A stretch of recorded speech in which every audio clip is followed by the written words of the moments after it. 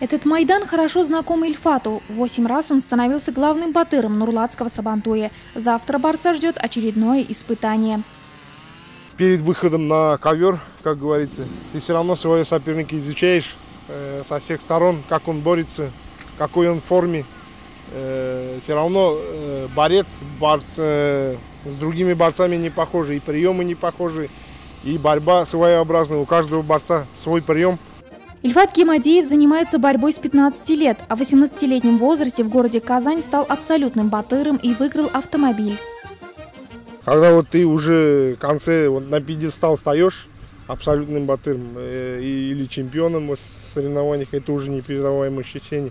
Ты уже думаешь, что я вот достиг того цели, к чему стремился, и начинаешь все с нуля, уже другим соревнованиям готовиться. Мастер спорта России, 4-кратный чемпион России Республики Татарстан, и сам многие годы обучает ребят секретам борьбы. Точное количество побед в копилке наград даже не помнят.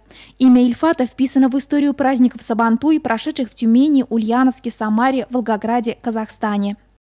Наш Нурлат славится своими борцами. Мы можем и гордиться, и хвалиться ими. Почему? Потому что, значит, у нас все члены сборной команды нашего района заслужили такие звания: кандидаты в мастера спорта России.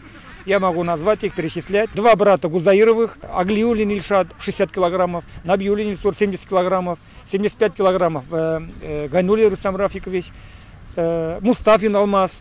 Вот эти ребята наши, они в течение года защищают честь нашего района в республиканских соревнованиях, а также за Димитроградский район, за Ульяновскую область они выступали в российских городах, а также там для них они заняли командное первое место.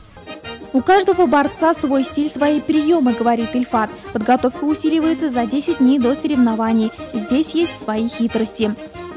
Обычные повседневные дни – это обычная тренировка, а уже 10 дней остается уже не только броски, а уже с соперниками борешься. У кого-то вес лишний, кто-то бегом гоняет, кто-то, вот, я же говорю, в сауне специальные куртки одевает, вот, специальные тренировки, потеют, вот, вес снижают. У кого-то не добор веса, они уже начинают упитанно питаться, хорошо питаться. Сможет ли 130-килограммовый богатырь Нурлата и на этот раз положить на плечи главную награду Сабантуя барана? Уже завтра на майдане Сабантуя это смогут увидеть все любители татарской национальной борьбы.